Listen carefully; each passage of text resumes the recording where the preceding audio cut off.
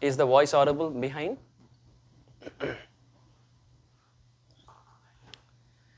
So,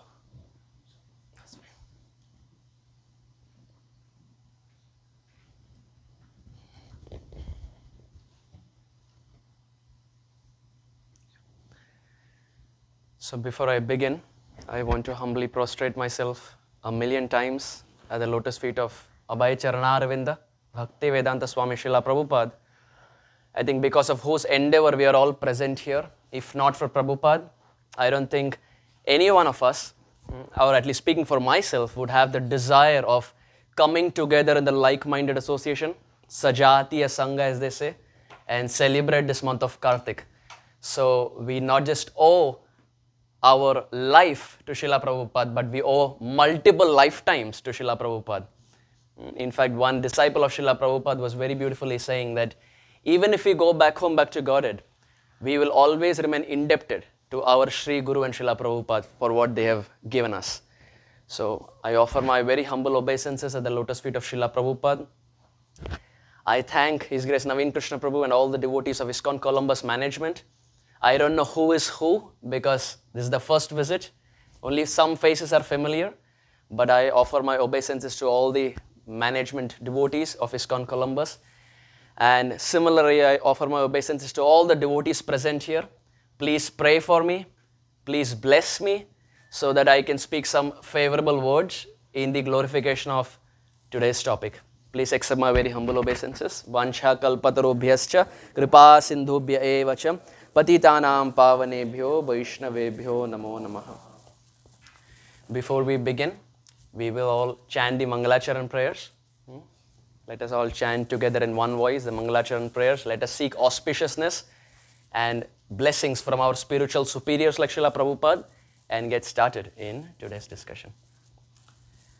Om Jnanathimiranthasya Jnananjana Shalakaya Chakshuronmilitam Yena Tasmai Shri Gurave Namaha Shri Chaitanya Manobhishtam Sthapitam Yena Bhutale Swayam Rupa Kadhamahyam Dadati Swapadantikam Vandeham Shri Guru Shri Yuta Padakamalam Shri Gurun Vaishnavamscha Shri Rupam Sagrajatam Sahagana Raghunathanvitam Tam Sajivam Sadvaitam Savadutam Parijana Sahitam Krishna Chaitanya Devam Shri Radha Krishna Padan Sahagana Lalita Shri Vishakhanvitamscha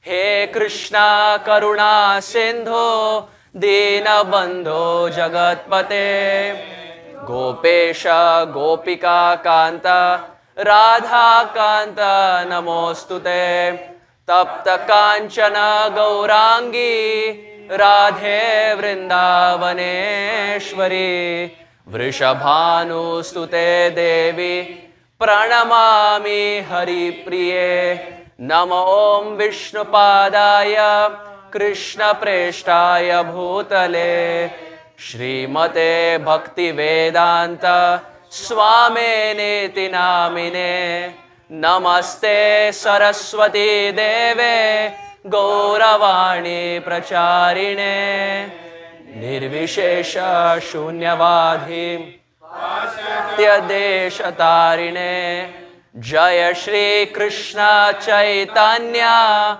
Prabhu Nityananda Shri Advaita Gadadhara Shrivasadi Gaura Bhakta Vrinda. All together. Hare Krishna,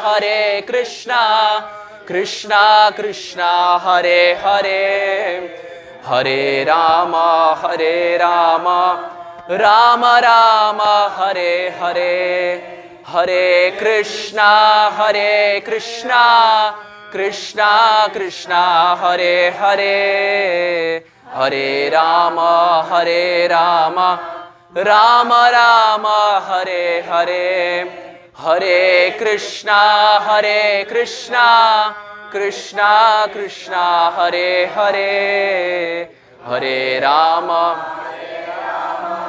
Rama Rama Hare Hare, Gurave Gaurachandraya Radhikaya Tadalaye, Krishnaya Krishna Bhaktaya Tadbhaktaya Namo Namaha, Ananda Leelamaya Vigrahaya Hemavadivya Chavisundaraya, Tasmai Mahaprema Rasapradaya Chaitanya Chandraya Namo Namaste, Chaitanya Chandraya Namo Namaste, Chaitanya Chandraya Namo Namaste.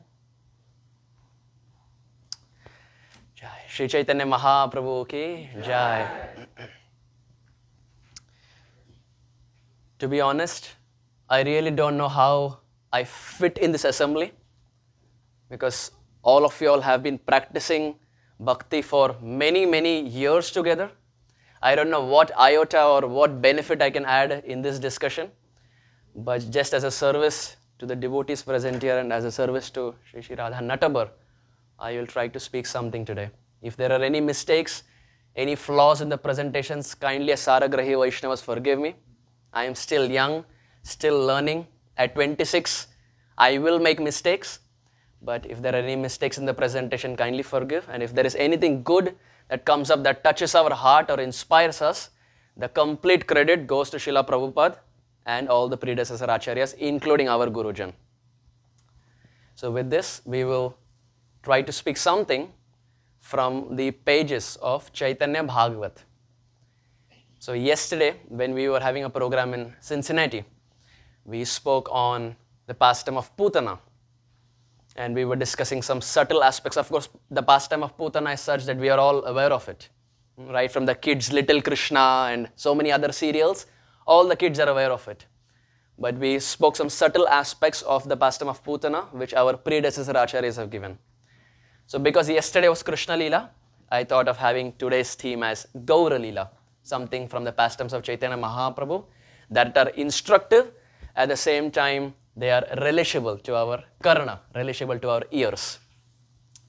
So Srila Kaviraj Goswami very beautifully says that Chaitanya Charitamrita Nitya Karapan Yaha Hoite Premananda Bhakti Tattva Gyan. He says Chaitanya Charitamrita Nitya Karapan. How much should we drink Chaitanya Charitamrita? Nitya. We should always keep drinking these pastimes of Chaitanya Mahaprabhu. We see the same thing Shukadev Goswami says in Bhagavatam. Nityam Bhagavata Sevaya.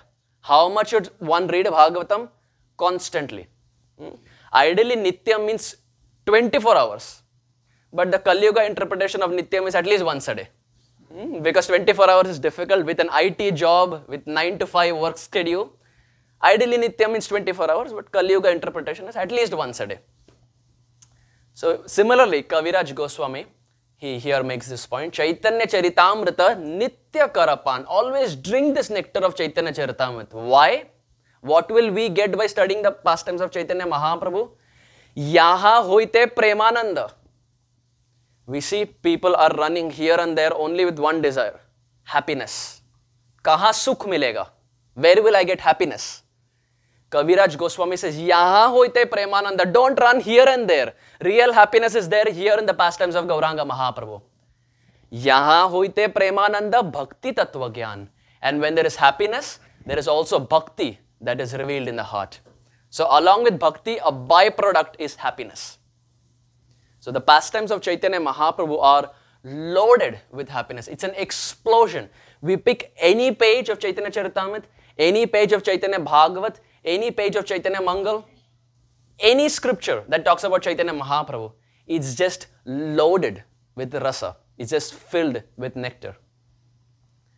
We see that when a president goes from one country to another country, like for example, if suppose Narendra Modi is going from India to America, he doesn't come alone. He comes with a set of cabinet ministers who will help him whenever required.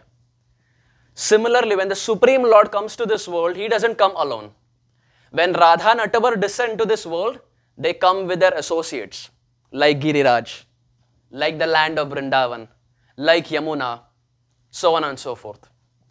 And similarly, when Sri Chaitanya Mahaprabhu descends to this world, Chaitanya Mahaprabhu doesn't come alone. He also takes the same mood that Krishna has, and he comes down with his personal associates in the form of Nityananda Prabhu, Advaita Acharya, Haridas Thakur, and so many others. So just like prime ministers or presidents of this world travel with their cabinet ministers, similarly the Supreme Lord, in fact, it's because the Supreme Lord does it, the people of this world do it. That the origin is there. Because Krishna does it, people here do it. So when the Lord also comes down, Chaitanya Mahaprabhu comes down, he comes with his set of associates. And one such associate, from the various star-like associates that Chaitanya Mahaprabhu has, is a personality by the name Devananda Pandit. What's the name? Devananda Pandit. Now as the name suggests, he's a Pandit, which means he's a scholar. He's an erudite scholar. And Devananda Pandit was known for his Bhagavatam classes. He would give Bhagavatam classes and thousands of people would come and congregate and they would sit and hear. He was a Pandit. He would just quote scripture left, right, center. He would quote verses left, right, center. Very scholar, very professional. Devananda Pandit, Vrindavan Das Thakur describes, he would live on the western side of Ganga. And interestingly, that's the place where the father of Sarvabhauma Bhattacharya lived. Now, who is Sarvabhauma Bhattacharya? Sarvabhauma Bhattacharya is Brahaspati. Brahaspati was the guru of the demigods. We see in the pastime of Vamandev, in the 8th canto, the mention of Brahaspati is there. So, when that Brahaspati comes down in the pastimes of Chaitanya Mahaprabhu, he comes down as Sarvabhauma Bhattacharya. So, this parallel is seen. We are just trying to reiterate this point. This parallel is seen that when Krishna comes down, he comes down with his Parshad. He comes down with Hari Parshad. Similarly, when Gauranga Mahaprabhu comes down, he comes down with Gaur Parshad. They come down with their associates. So, one such associate is a personality by the name Devananda Pandit. But Devananda Pandit had a problem. He would speak Srimad Bhagavatam, very scholarly. He would nicely present. But his conclusions were very dry. He was a celibate. He was a monk. He was a Brahmana by birth. But when he would speak, the conclusions were very dry. Now what does this mean? What does dry conclusions mean? We see Bhagavatam is Rasamalayam. It is filled with rasa. It's a different thing that at the present moment we don't find rasa in Bhagavatam, but we find rasa in Prasadam. But Bhagavatam in real sense is Rasamalayam. It's filled with nectar. And the essence of Srimad Bhagavatam is bhakti. From the first page to the last page, the essence of Srimad Bhagavatam is simply bhakti. But when Devananda Pandit would present, he would speak everything except bhakti. In his presentation, he will touch every corner, but the main aspect that has to be touched, he will leave that to the side. Interesting speaker. But still there will be thousands in the assembly. So he would present this way. And we find that Prahlad Maharaj, he makes this point that if there is anything that attracts the Supreme Lord, it's only bhakti. Krishna is not interested in any of our material qualifications or any of our material accolades. Only thing that Krishna looks is bhakti. Manye dhanabhijana rupa tapashrutojas teja prabhava bala paurusha buddhi yoga nara dhanani bhavanti parasya pumsam bhaktya tutoshna bhagavan gajayutapaya. 799 Bhagavat. Prahlad Maharaj makes this point. Manye dhana, our wealth doesn't please the Supreme Lord. Abhijana, our followers do not please. Manye dhanabhijana rupa, our form, fair and lovely, it doesn't please the Lord. Our wealth, our intelligence, our sensory expertise, our beauty, you just take it. It doesn't please the Supreme Lord. Our strength, our LA fitness, our six-pack, it doesn't please the Supreme Lord. But Prahlad Maharaj says there is only one thing.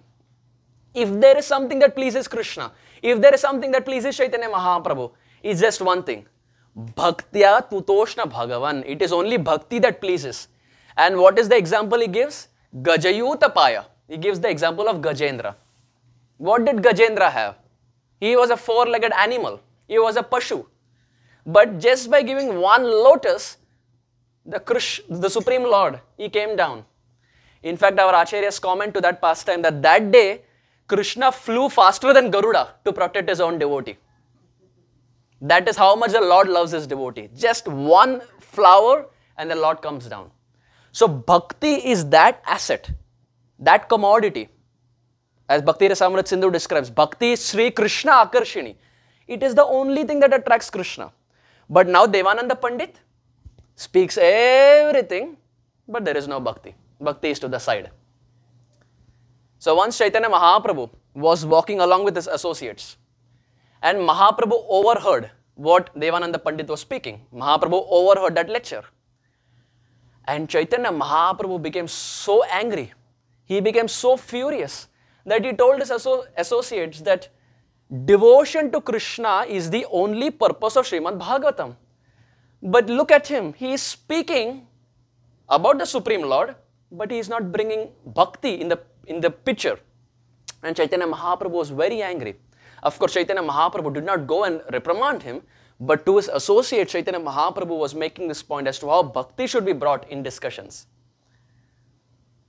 It's interesting that Chaitanya Mahaprabhu was angry with Devananda Pandit, but this anger started even before Chaitanya Mahaprabhu's appearance. Even before Chaitanya Mahaprabhu appeared in this world, he was angry with Devananda Pandit. You can imagine, like Devananda Pandit, if the Lord is present and if he has done something, theek hai. Even before he has appeared, the Lord is angry. So Lord is coming down with anger in his heart towards Devananda Pandit. Interesting. Why? Chaitanya Mahaprabhu is Mahavadanyaya. He is most merciful. Then why is he angry? Once when Devananda Pandit was speaking on the Srimad Bhagavatam, at that time Srivas Thakur came to that assembly. And now we see who is Srivas Thakur? Narada Muni. And as Narad Muni, his tongue is always vibrating the names of Radha and Krishna. Narad Muni bajaye veena Radhika Ramana name. O Narad Muni bajaye veena Radhika Ramana name. As Narad Muni, wherever he is going, he is always chanting the names of Radha and Krishna. Yesterday when we were in Cincinnati and Bhavagrahi Prabhu was introducing different devotees, and it was particularly hilarious when Hari was introduced. Bhavagrahi Prabhu introduced Hari by saying that he is Kaliyug's Narad Muni. Sometimes he is in New Vrindavan, sometimes he is in Columbus, sometimes he is in Union Square. He's Kaliyug's Narad Muni, always on the go, always traveling. So Narad Muni is such a personality who is always on the go, and always his tongue is vibrating Radha and Krishna's holy name. And even when he comes as Srivas Thakur, the same mood is there. And now when the Srivas Thakur heard that Devananda Pandit is speaking, Srivas Thakur very humbly came and sat in the assembly. And he was hearing about the pastimes. And when he would hear the word Krishna, Krishna, Krishna, hair would stand on his end, tears flowing from his eyes, teeth chattering, skin going pale. Our teeth chatters when there is no heater in the room. That is our predicament. When there is no heater in the room, that's when our teeth chatters. But Srivas Thakur, so ecstatic just by hearing the name Krishna, all the ecstatic symptoms were there. And so much so that he was rolling on the ground. We see the same point Narottam Das Thakur also says. Gauranga bolite habe pulaka sharira Hari Hari bolite na Yane babenira. Srila Narottam Das Thakur says, Gauranga bolite habe. When will that day arise when I say Gauranga? Gauranga, Gauranga, Gauranga, Shri Sachinandan Gauranga Mahaprabhu ki jai. Narottam Das Thakur says, Gauranga bolite habe. When will that day arise? When I say Gauranga, Gauranga bolite habe pulaka sharir. The hair on my body stands. And Hari Hari bolite. When I say Hari Hari, Nayane bhabe neer. My cheeks become moist with tears. We also chant the name of Gauranga. We also chant the Hare Krishna Mahamantra. But at least speaking for myself, because of the conditioning, I have not experienced it. But Narottam Das Thakur has actually experienced it, but he is speaking on our behalf. He is saying that this is what the symptoms should be when we chant the name of Sri Chaitanya Mahaprabhu. So, Srivas Thakur, when he just hears the name Krishna, he is crying and weeping. And at that time, the audience, the students who were there of Devananda Pandit, they thought of this to be a disturbance. Seeing the ecstasy of Srivas Thakur, they thought this is disturbance. And they pick up Srivas Thakur and drag him out of the assembly. They just throw him out of the assembly because they want to hear Devananda Pandit's katha, but they fail to understand that the culmination of this katha is this ecstasy. Their heart was still so dry that they were not able to understand that the aim of hearing Bhagavatam is to have love for the Supreme Lord. And here Srivas was having love for the Supreme Lord, but because their eyes were spiritually blind, they could not realize it. And they dragged and threw Srivas out of the assembly. So when Srivas, when he later got to know, Srivas Thakur, he saw, wait a minute, I was sitting in Devanand Pandit's katha, but I have been transported all of a sudden. Just like we see in Krishna Leela, Krishna overnight transfers his associates to Dwaraka, underwater. Similarly here, he was sitting in a katha, and all of a sudden he gets up, hey, wait a minute, I'm outside, what happened? And he realizes that the students of Devananda Pandit have thrown him out. But Srivas Thakur doesn't say anything. But Chaitanya Mahaprabhu's Paramatma understands.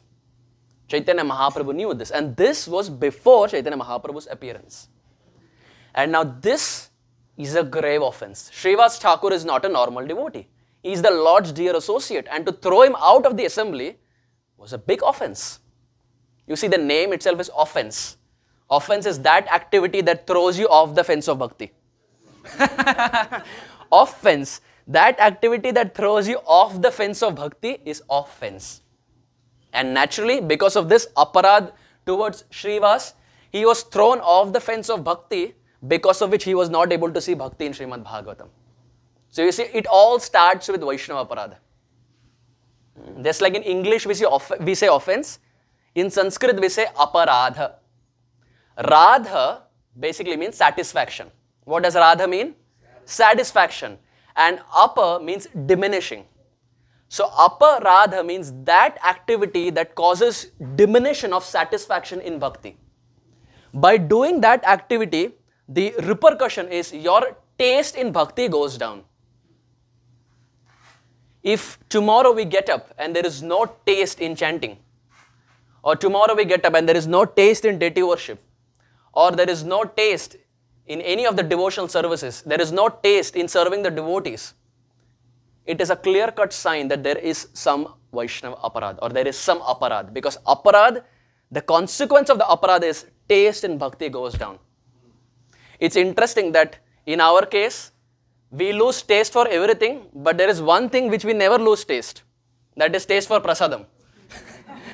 Taste for prasadam is such that irrespective of any aparad, it is always rasamalayam, it is always nectar for us. Of course, it's the wrong day to say today's Ekadashi, but, but still, that is something that we always have taste for. But this word aparad means our satisfaction of bhakti goes down. And now we'll just spend some time on this. What does this aparad basically mean? In the Srimad Bhagavatam, we have many sets of examples. We start with the 7th canto of the Srimad Bhagavatam. We see in the 7th canto, the whole canto primarily talks about one personality. And he is Prahlad Maharaj, the pastime of Prahlad and Nrsingadev. The 4 Kumaras, who are the sons of Brahmaji, they go to meet the Supreme Lord in Vaikunta. And when they go to meet the Supreme Lord in Vaikunta, two personalities by the name Jay and Vijay, they stop the four Kumaras.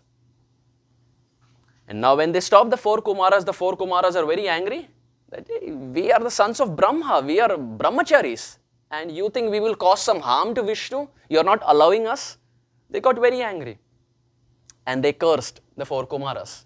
They cursed Jay and Vijay. And because of that curse, Jay and Vijay came down for 3 lifetimes as demons.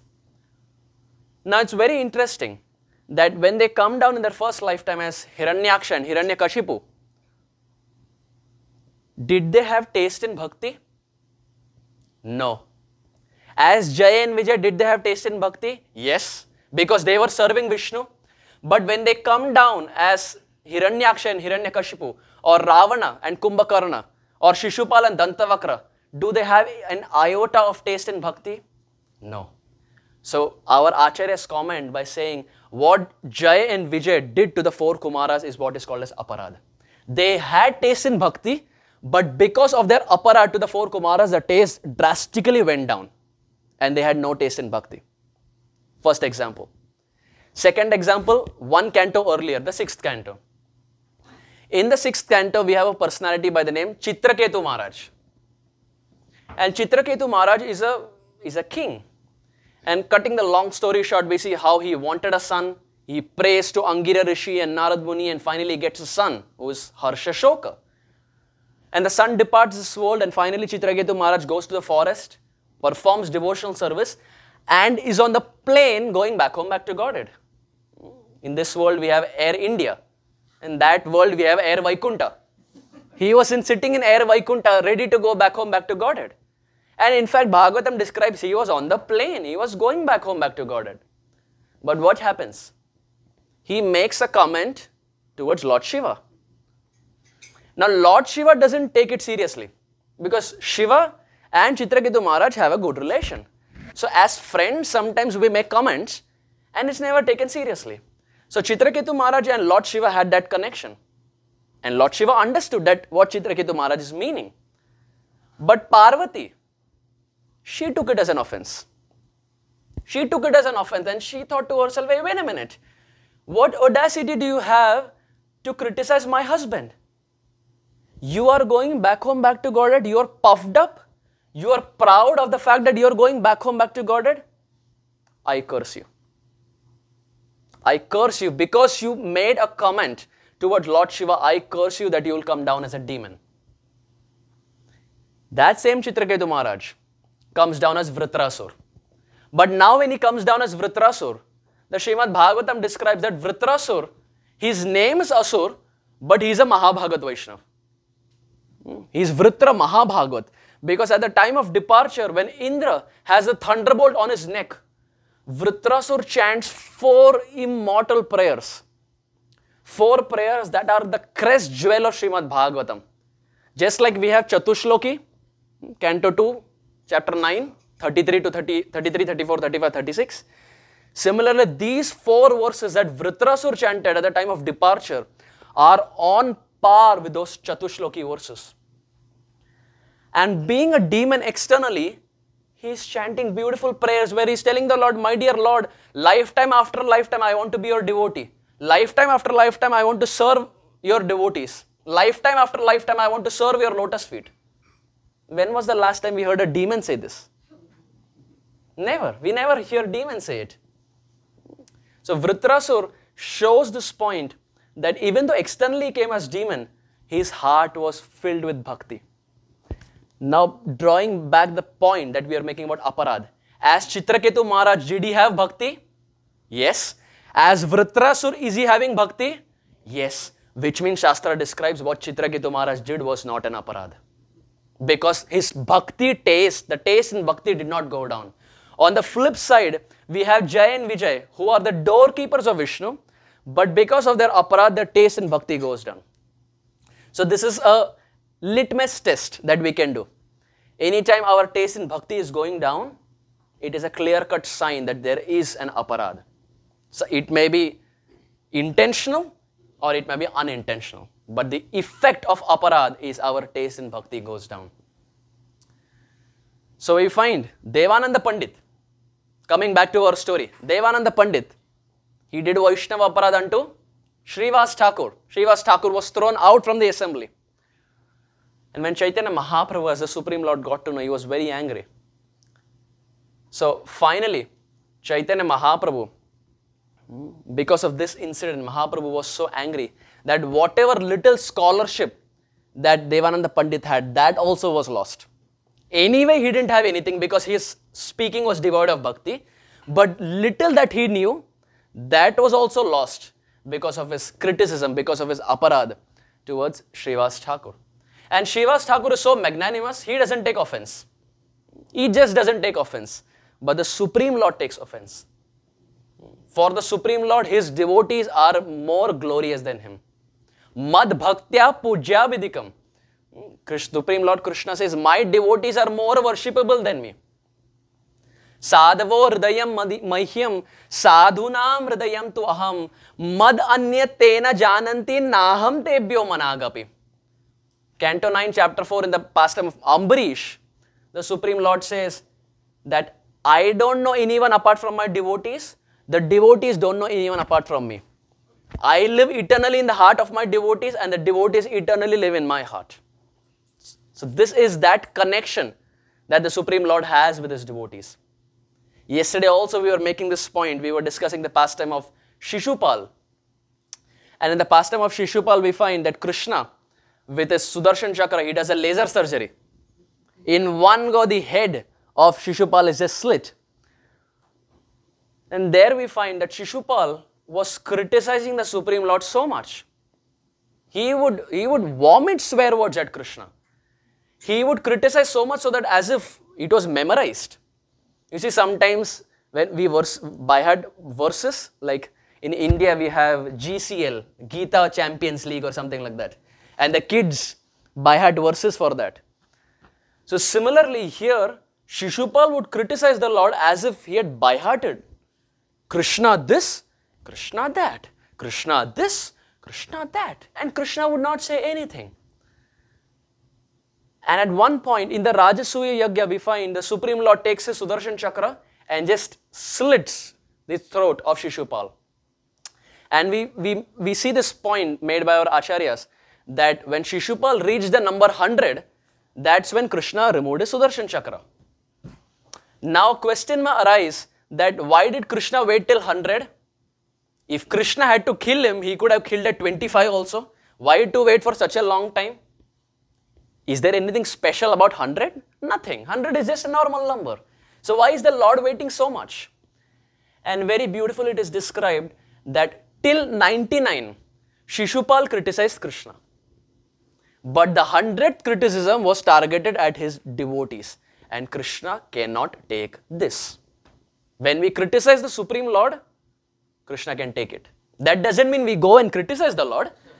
But as a matter of saying, when we say something to the Lord takes it. But when it is directed at the Supreme Lord's devotee, that is something Krishna cannot take, whoever we are. Even if we are Durvasa Rishi, doesn't matter. Krishna will not accept us. So, the first lesson that we find from this pastime is Chaitanya Mahaprabhu is chastising Devananda Pandit and showing us that how much ever we serve or surrender to the Supreme Lord, we will be still bereft of His mercy if we are bereft of the blessings of the Vaishnavas.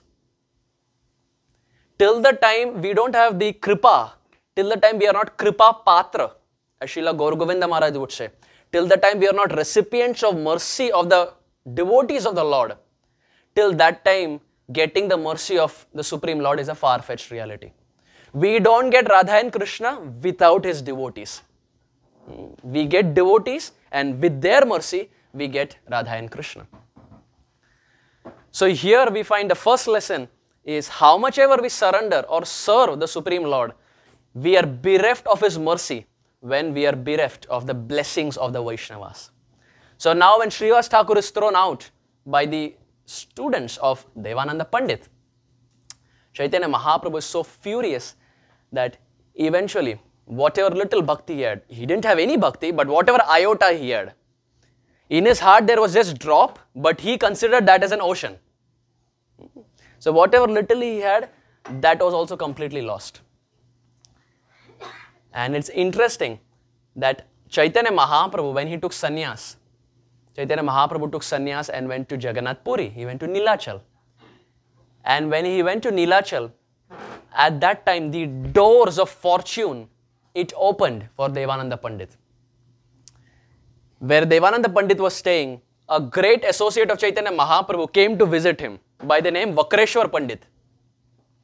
Now Vakreshwar Pandit is such an associate of Chaitanya Mahaprabhu that he is expert in dancing. In the pages of Chaitanya Charitamrita, Chaitanya Bhagavad, Chaitanya Mangal, if Vakreshwar Pandit's name is taken, it is for dancing. And it's proper dancing with nice rhythm and nice proper dancing steps. So Vakreshwar Pandit, he came to meet Devananda Pandit. And naturally Devananda Pandit expressed his heart, and by staying with Vakreshwar Pandit, slowly by taking the association of Vakreshwar Pandit, when Vakreshwar Pandit would be alone, he would simply dance. We need a proper kirtan. We need harmonium. We need Narahari for Mridanga. We need Hari for Kartal. We need proper Mridanga players, proper Kartal players, proper harmonium players. That's when the impetus for dancing comes. But seldom do we find anyone, there is no kirtan and still ecstatically dancing.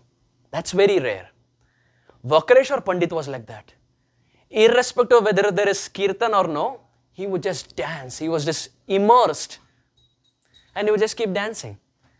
And now when he would dance, Devananda Pandit would take the opportunity. Wherever Vakreshwar Pandit would dance, Devananda Pandit would go there and take the lotus feet dust and smear it upon his head.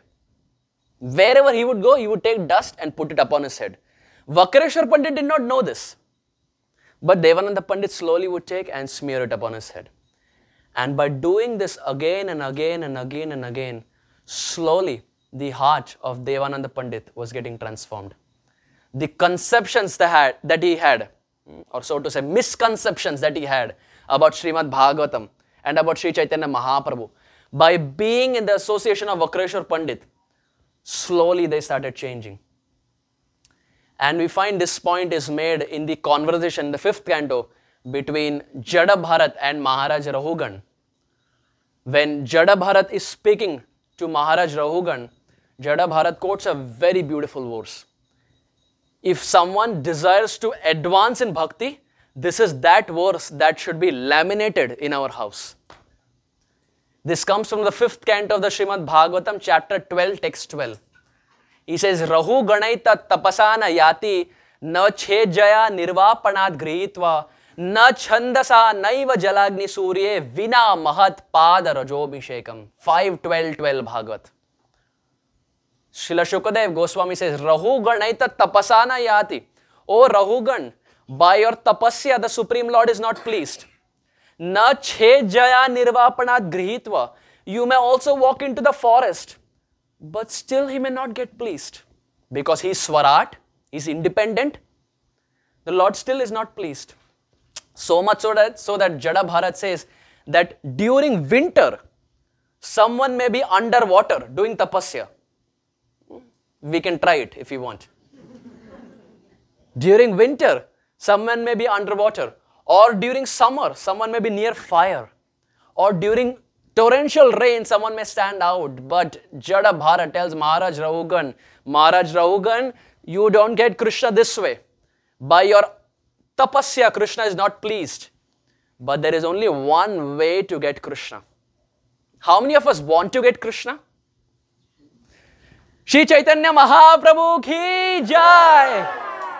So Jada Bharat, he tells Maharaj Rahugan, the only way to get Krishna, only way to get Chaitanya Mahaprabhu in this dark age of Kali is Vina Mahat Pada Rajobhishekam. Till the time we don't do Abhishek, till the time we don't smear our head with the lotus feet dust of pure Vaishnavas, till that time advancement is a far-fetched reality. Till the time we are not favored by pure Vaishnavas, we will not make advancement. We may make the best of our endeavors to study Bhagavatam, just like Devananda Pandit did. But that didn't please Chaitanya Mahaprabhu, nor did Devananda Pandit make any advancement. So these pastimes are given so that we take life lessons out of it. The pastimes of the Supreme Lord are not like Harry Potter. It's not like just a novel. We take life lessons out of it. And the fundamental life lesson that we get from this pastime is till the time we are not favored by a pure Vaishnava, we do not go deep in the practice of bhakti. Realizations don't strike our heart. So by being with Vakreshwar Pandit, by taking his lotus feet dust, by smearing upon his head, in fact, Jadabhara does not even say smear. He says, Vina Mahat Pada Rajo Abhishekam. He says you have to do Abhishek. So take that much dust and smear it upon your head. That's when you make advancement. And this is exactly what Devananda Pandit was doing. And being around Vakreshwar Pandit, being his Kripa Patra, his heart started to melt. The misconceptions started to change.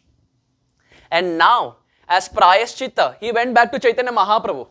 Prabhu Rakshasva Mam, protect me. Please forgive me. I made a grave offense. I made offense unto the lotus feet of your very pure Vaishnava Srivas Thakur. My dear Lord, please forgive me. And when Chaitanya Mahaprabhu heard this, Mahaprabhu was very happy. And Mahaprabhu also forgave him. So this is again very hope-giving. Even if we commit mistakes, the Lord is ready to accept us, provided, if, there is a big if, Krishna is ready to accept us if we are ready to accept our mistake. It's a big if. If we accept our mistake, Krishna is ready to accept us. But if we are pompous and puffed up and proud like Devananda Pandit was earlier, then Sri Chaitanya Mahaprabhu does not even look at anyone. But now after being with Vakreshwar Pandit, his heart transformed and he went to Chaitanya Mahaprabhu and expressed his heart. And Chaitanya Mahaprabhu forgave him. And he told Chaitanya Mahaprabhu that, my dear Lord, I don't know anything about Bhagavatam. Ami kichu nahi jani. I don't know anything about Srimad Bhagavatam. You please instruct me. You please teach me how I should speak Bhagavatam. What are the flaws that were there? What were the mistakes that were there? And my dear Lord, as you say, I will speak. And when Chaitanya Mahaprabhu hears this, Mahaprabhu is very satisfied. Satisfied for the fact that he is humble, but even more satisfied for the fact that he is approaching Chaitanya Mahaprabhu through Vakreshwar Pandit. Which means we approach the Supreme Lord through our Gurudev. We never approach the Supreme Lord directly. Krishna never looks at anyone who approaches them directly. It's always through our Guru. Shri Guru is that personality who holds our hand and holds the hand of Radha Natabar and then holds both of their hands together. This is what Guru Tattva is all about. So without Shri Guru, no one in the past, no one in the present, and no one in the future will ever get Krishna. Dhruva Maharaj got Krishna by the mercy of Narad Muni. Prahlad Maharaj got Krishna by the mercy of Narad Muni. Valmiki gets inspired by Narad Muni. Mrigari gets inspired by Narad Muni. This is the month of Damodar. So, sons of Kubera, Manigriva and Nalakuvera, they are uplifted by Narad Muni's mercy. Whoever comes in the path of Narad Muni, it is guaranteed that they will be uplifted. Which means anyone who comes in the path, in the vision of a pure Vaishnava, success is guaranteed. It is guaranteed. This is why Narottam Das Thakur makes this point. He says, Gangara parasa hoile paschate pavan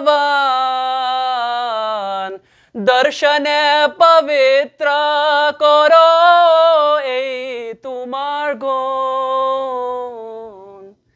He says, Gangara parasa hoile paschate pavan. By taking bath in Ganga, one will get purified after some time. But darshane pavitra koro ei tumaro gun. Oh Vaishnava Thakur, just by looking at you, I am purified immediately. Immediate result. Narottam Das Thakur says, even Ganga takes time. But Vaishnava Thakur, pure Vaishnavas are such, by just being in their vision, one gets completely purified.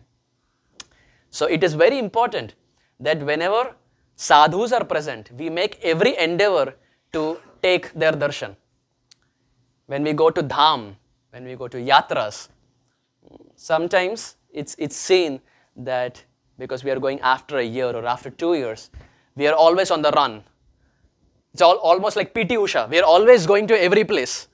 Today 7 temples, tomorrow Barsana, 3rd day Nandagranth, 4th day, 5th day, and then back to Columbus. Always like PT Usha, we are running. But our acharyas describe the real dham is revealed when we take association of the dham vasis. Only someone who has Vrindavan in his heart can give Vrindavan to others. I can give $1,000 to Hari, not that I'm going to give, but he looked excited. I can give $1,000 to him, provided I have it. If I am Sudama, how can I give anything to him?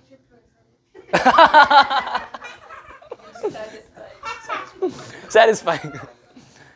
So the point is, we can give something to others when we have it. So what do we want? We want Vrindavan in our heart. How will we get Vrindavan in our heart? By associating with those who have Vrindavan in their heart. By associating with the sadhus who are there in the dham. By hearing their harikatha, dham gets revealed. It's a wireless Bluetooth transfer. The Vrindavan in their heart comes to our heart. Simple. All the technology that we have has its origin in the spiritual world.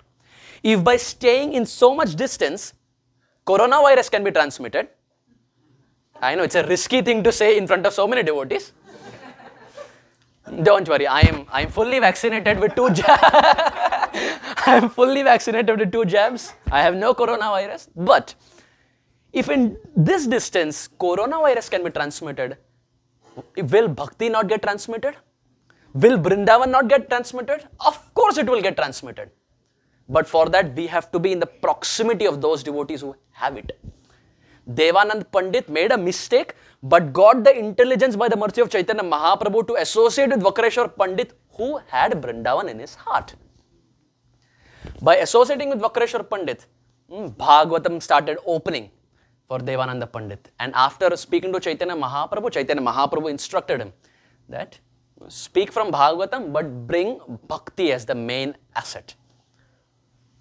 From the 1st canto till the 12th canto, all that is described is as bhakti. Every page, every verse, every purport, every canto, every shloka, every syllable is just filled with bhakti.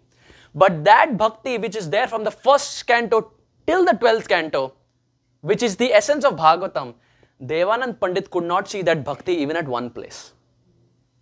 But now the transformation took place when he associated with someone who had bhakti in his heart. So the point I'm trying to make is, we get bhakti or we make advancement in bhakti when we associate with those who are advanced.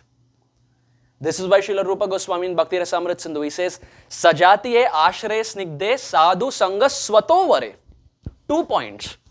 He says, Sajatiye ashray snigde. Associate with those devotees who have affection for you. Snigdha means affection. But even more important, sadhu sanga swato vare. Swato vare means those who are superior to us. Associate with those devotees who are superior to us. That's when bhakti shakti from their heart flows to our heart. So this tongue that Devananda Pandit had, he was initially using it for criticizing devotees. Srila Radhanath Maharaj, very beautiful in one class, was making this point. Very strong point. But Maharaj was saying that this tongue is meant for glorifying the Lord. But when this tongue is used for criticizing the devotees rather than glorifying the Lord, Srila Radhanath Maharaj was saying, it's time we cut the tongue off. Because that is not why Krishna has given the tongue. If we cannot glorify, let us not criticize. Maharaj is beautifully saying. In fact, Bhakti Siddhanta Saraswati Thakur makes the same point. Srila Bhakti Siddhanta Saraswati Thakur says that the tongue that has criticized devotees can now become purified. The tongue that has criticized devotees can now become purified if with that same tongue we glorify the same devotee whom we criticized. Now that's difficult. We criticize the devotee, but now if we are asked to glorify that devotee again, it's difficult. But Srila Saraswati Thakur says that's the Prayaschitta. That's how we can absolve ourselves from the sins of Vaishnava Parada. This tongue, Srimad Bhagavatam describes, is meant for glorifying the Supreme Lord. Vani gunanu kathane shravanau kathayam hastau chakarma sumanas tavapada yorna smritya shirastava nivasa jagat praname drishti satam darshanestu bhavat tanunam. Vani, the tongue, Vani gunanu kathane, the tongue is meant to speak about the Lord. The tongue is meant to chant His holy names. The tongue is meant to glorify the Vaishnavas. Similarly, the ears are meant to hear about the pastimes of the Supreme Lord. The head is meant to offer obeisances to the Supreme Lord.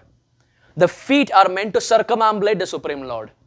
And the eyes are meant to see the beautiful form of the Supreme Lord. This is the only purpose why Krishna has given this body, so that we can make every use of it to see the Supreme Lord and to be around His devotees. Best use of the bad bargain. So, Devanand Pandit sure made a mistake, but now also rectified that mistake by being with Vakreshwar Pandit and by gaining the mercy of Chaitanya Mahaprabhu. Now when he started speaking Bhagavatam, Chaitanya Mahaprabhu loved it. It was the same audience, it was the same students, but heart had transformed. Chaitanya Mahaprabhu looks for that transformation of the heart. Kolavecha Sridhar. We find in Chaitanya Bhagavat, we have Kolavecha Sridhar. What did Sridhar Kolavecha have?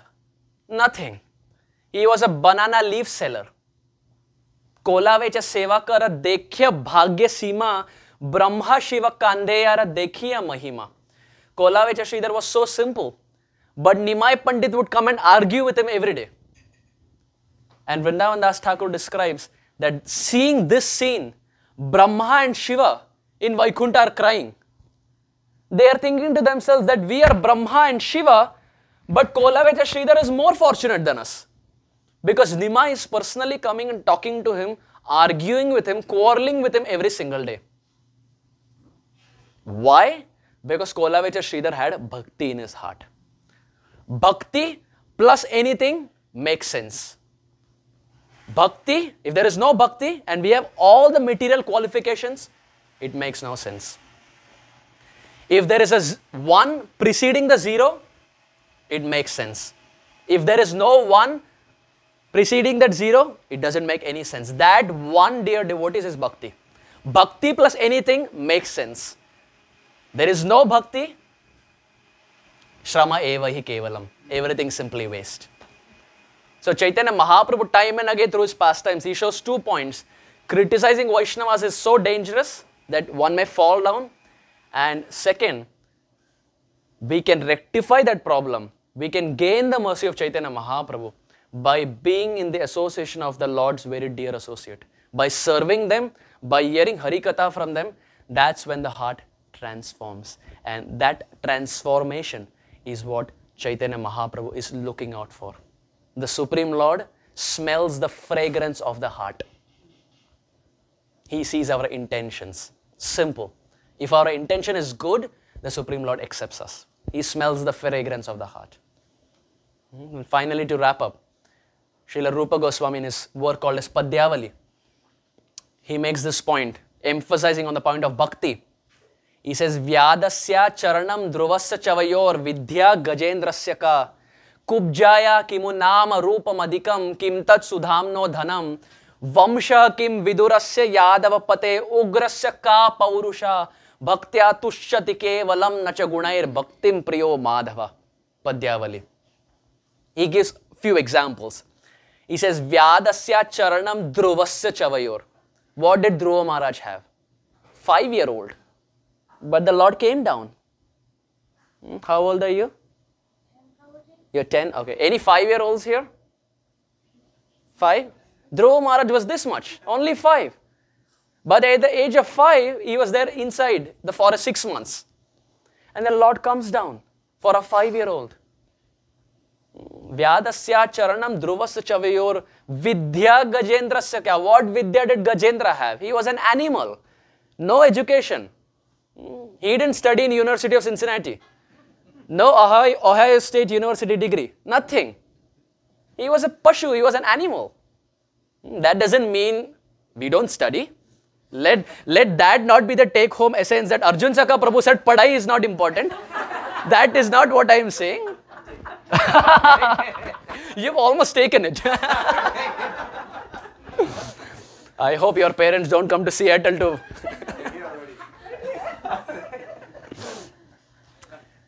Gajendra didn't have anything, no vidya, but the Lord still came for him. Kubjaya kimu nama rupam adhikam. What did Kubja have? No beauty. But still the Lord came. Kim tat sudham no dhanam. Sudama was nothing, was a pauper. When we see our situation is also not different. We get the whole salary at the end of the month, and when it's first of the next month, PSEG bill, Wi-Fi bill, Xfinity bill, this bill, that bill, वापस Sudama. Back to Sudama. We get all the Lakshmi, back to Sudama. So our situation is also very much same. Kim tat sudham no dhanam, no dhanam. Vamsha kim vidurasya yadava pate. What Vamsha did Vidura have? Dasi putra. Ugrasya ka paurusha.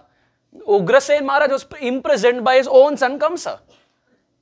But still the Lord reciprocated to all of them, irrespective of age, irrespective of gender, irrespective of nationality, irrespective of creed, irrespective of anything. The Lord reciprocates to everyone. But all of them had one thing. There is one commonality that all of them have. Bhaktim priyo Madhava. All of them had a bhakti. We have bhakti, Madhava is happy. If there is no bhakti, that doesn't please Shri Shri Radha Natabar. So, having said this, we see the take-home lesson from this pastime is the book Bhagavat gets revealed to those who have the mercy of Bhakta Bhagavat. Till the time we are not recipients of Bhakta Bhagavat, book Bhagavat never gets revealed. The mysteries of book Bhagavat are unlocked only by a Bhakta Bhagavat.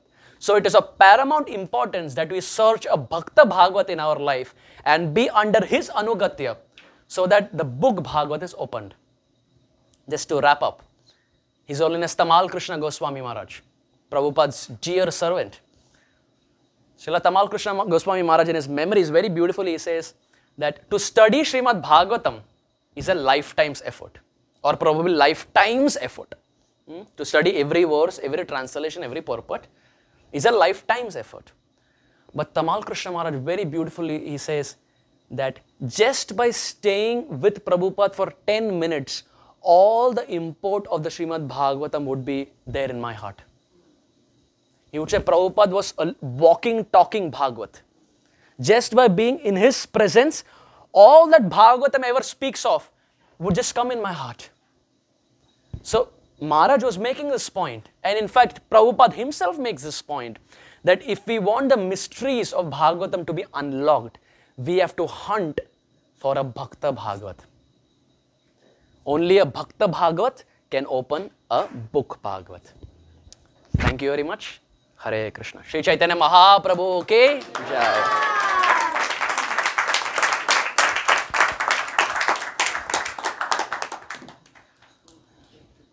Yes, if there are any questions, comments, reflections, corrections, please let me know. Yes, Mataji. I think. Hare Krishna. Thank you so much for the wonderful class. So I have a question. So in the pastime of Durvasa versus Ambarish, so he made that offense to Ambarish. He first approached two devotees. So Brahma and Shiva are great Vaishnavas. They are each the head of a Vaishnava Sampradaya. And then he approached Vishnu himself, and none of them could forgive him. It is said that an offense is a thorn on the body of the Lord. It pierces the body of the Lord with a thorn, and only at that same place where the thorn was pierced, that thorn could be removed. So he had to ask Ambarish Maharaj himself for forgiveness. So why in this pastime that you, I mean the main pastime of Devananda Pandit, can you explain how it is that by serving Bhakreshwar Pandit, who is a different devotee, he was able to get forgiveness for the offense to Srivastava? Right. So we find that Srivas Thakur is a very interesting personality.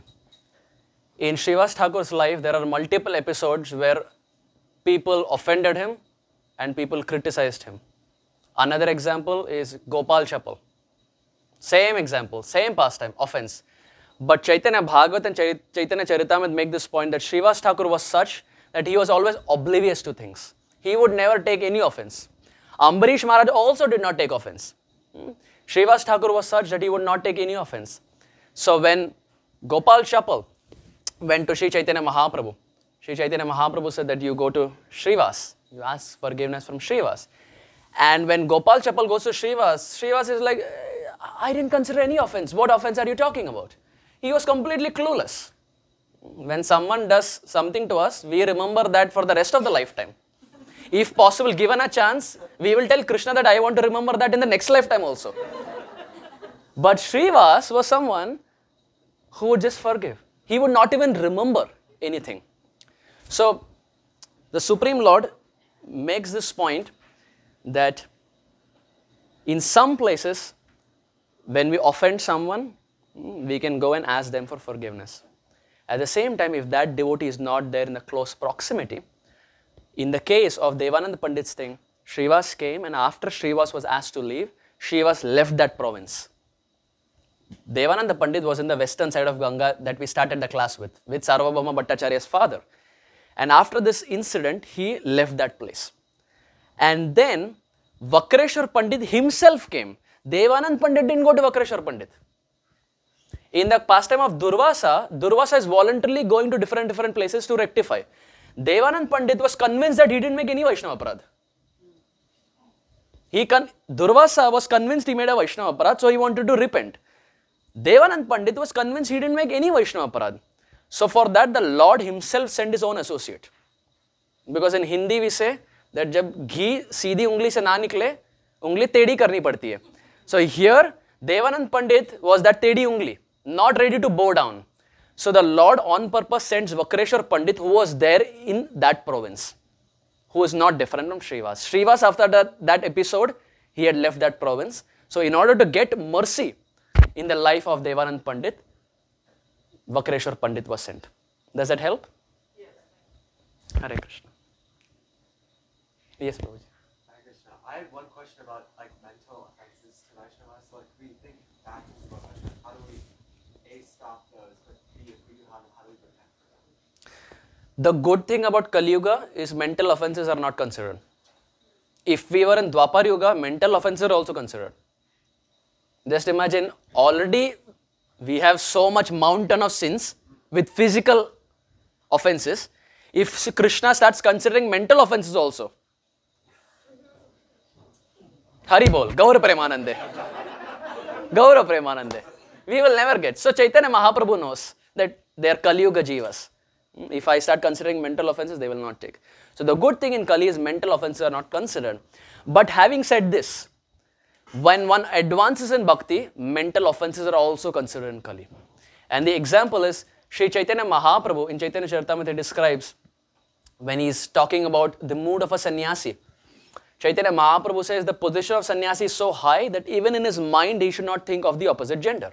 So he is talking about mental thing. So when you advance in bhakti, mental offenses are taken. But at the practicing stage, mental offenses are not taken. Now how do we overcome it? For that, we have to associate with devotees. Sadhu Sangha,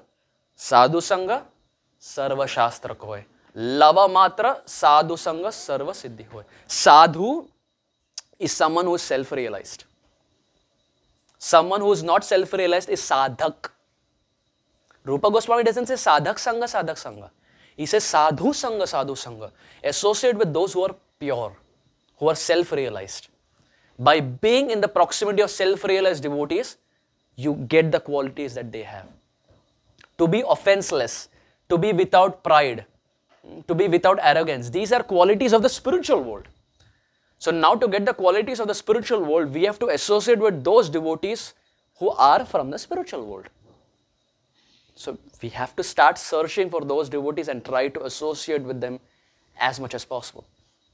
You can hop on a flight with him and keep searching wherever there are devotees. wherever there are pure Vaishnavas, we have to be hungry. We have to be greedy. It's not wrong to be greedy. It's wrong to be materially greedy. But when we are spiritually greedy, that opens the doors for a spiritual world. So we have to be greedy in bhakti, but when we are spiritually greedy, to be around devotees who do not consider offenses or who do not commit offenses, that's when we get their qualities. Devanand Pandit got the quality of Vakreshwar Pandit because Vakreshwar Pandit was offenseless. Does that help? Hare Krishna. Yes, Prabhuji. Hare Krishna, thank you, Prabhu. Thank you for the class. Can you help us to understand? You mentioned how very nicely we have to go through a spiritual master, and there's no second option to get Krishna. Can you help us how that works? Let's say, of course, we're in an international society. It may not be maybe or at the beginning level like me to know am I pleasing that spiritual master, or how can I please him, or feel there's maybe some distance also. So the question is, how do we resonate with the mood of Sri Guru?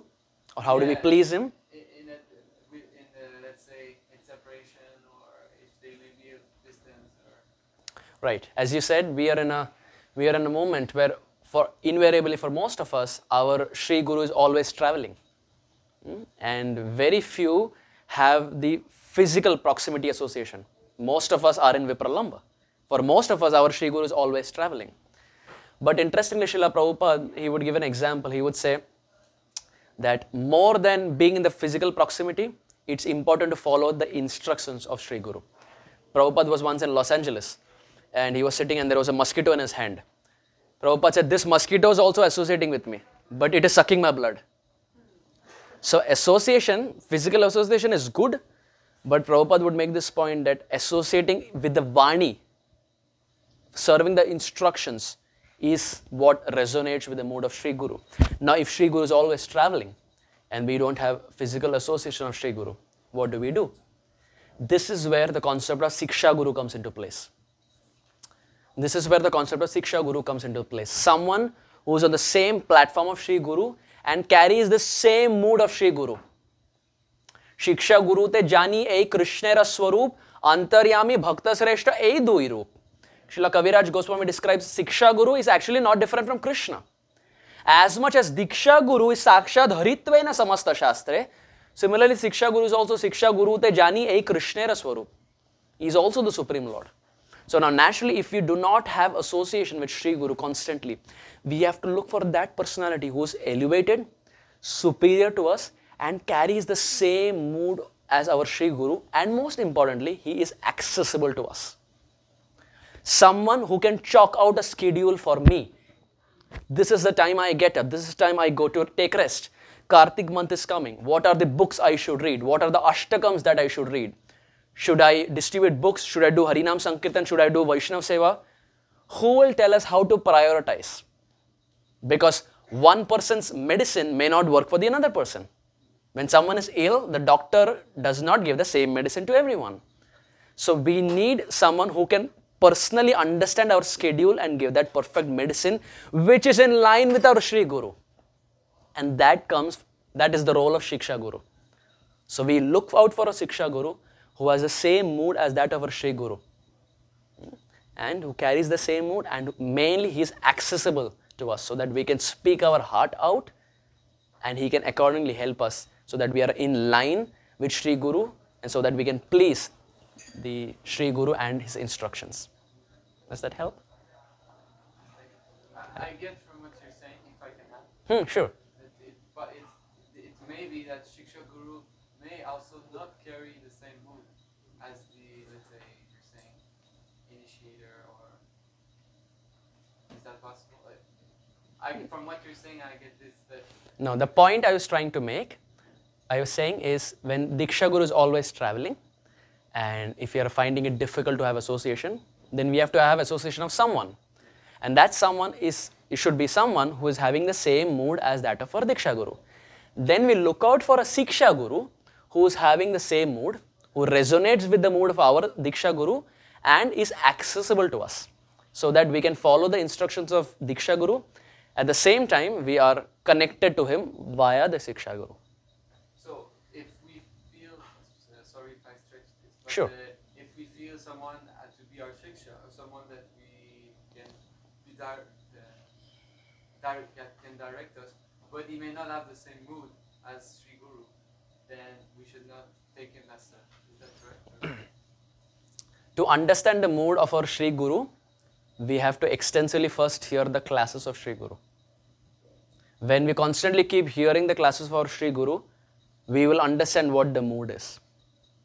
It's natural. When we constantly keep hearing, we will try to understand that this is where my Gurudev's heart is.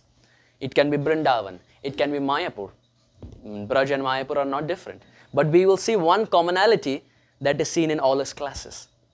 And naturally, we start looking out for someone who is having that mood, who can give me what my Sri Guru has in his heart. Does that help? Hare Krishna. Hare Krishna. Hare Krishna Prabhupada, thank you for the amazing class. My question was, you said we should always associate with sadhus, but how do we know who is a sadhu? Wonderful. In Kali, Hari Bhakti Vilas describes the fundamental characteristic of anyone who is sadhu is the tongue is always chanting the holy name. This is the fundamental characteristic. How do we know who is advanced? Anyone whose tongue is constantly vibrating is a genuine sadhu. Because this Harinam is the dharma for this age. Without having taste for Harinam, there is no question of being an advanced Vaishnava. If someone is advanced, he should have taste for Harinam. That's a byproduct. This is the dharma for this age. And Kaviraj Goswami, time and again, so many places, he makes the same point. Nira aprada naam le paye premadhan. When we chant without offenses, prema bhakti rises in the heart.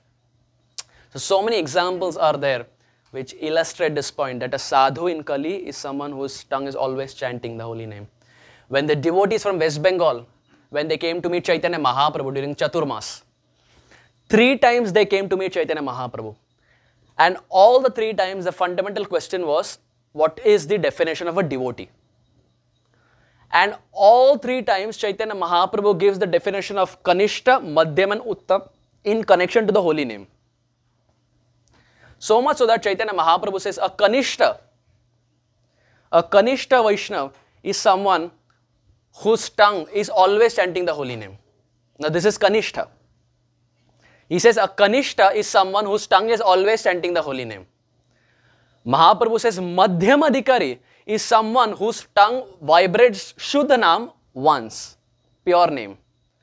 And he says, 3rd time when the devotees come, he says, Uttam Adhikari is someone just by looking at whom your tongue starts vibrating the holy name. That is Uttam.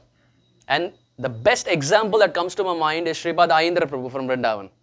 When you talk about Ayindra Prabhu, it is Harinam. It is Nam Sankirtan. Naturally, it is Nam Sankirtan. Mahaprabhu says that's the highest class of Vaishnava. Looking at whom your tongue is vibrating. Hare Krishna, Krishna Krishna, Hare Hare. Hare Ram, Rama Rama, Hare Hare. So sadhu, a high class sadhu is someone just by looking at whom your tongue is vibrating. At the same time, he should also be chanting. Anyone who's always chanting the holy name, always breathing the holy name, is a genuine sadhu in Kali. One time someone asked Sripad Ayindra Prabhu. We have all heard of Akinchan Krishna Prabhu who travels with Bibi Govinda Maharaj. Yes. So Akinchan Krishna Prabhu asked Sripad Ayindra Prabhu once that, how is it that you are always chanting? Your hand is always there in the bead bag. Kirtan in the evening is done, your hand goes inside the bead bag. You see, Ayindra Prabhu's hand was always in the bead bag. So Akinchan Krishna Prabhu, he ventured to ask Ayindra Prabhu. He said, how is it that you are always chanting? And Ayindra Prabhu gave such a beautiful reply. And this is something that is experiential. He could speak it from experience. Ayindra Prabhu said, what can I do? Harinam is just gushing through my mouth. I have no control. This is a genuine sadhu. Harinam is just gushing through my mouth. I have no control. We use the word gushing when water is just flowing just flowing from one place to another. He said Harinam is like that. It's just flowing from my mouth. I have no control. So sadhu in Kali means his tongue is vibrating the holy name constantly and he is inspiring others to chant the holy name. We see the same point in Srila Prabhupada. How did ISKCON start? It is through Naam. It is through Harinam Prabhu. Tompkins Square Park, it was Harinam Sankirtan. Harinam is the seed of ISKCON. Which means Prabhupada is also showing us that in this dark age of Kali, Harinam is that limb of devotional service that illuminates the heart, and Harinam is that anga of bhakti that helps us understand who is a premi bhakta and who is still a practicing devotee. Hare Krishna. Anything else? I don't know what's the time thing, it's 12:50. So Aarti is almost done. So two options, whether we can keep it there standing Kirtan or directly go to Damodar Ashram. You can instruct me, bro. Stand up Kirtan. And after that followed by Damodar. You would put the mat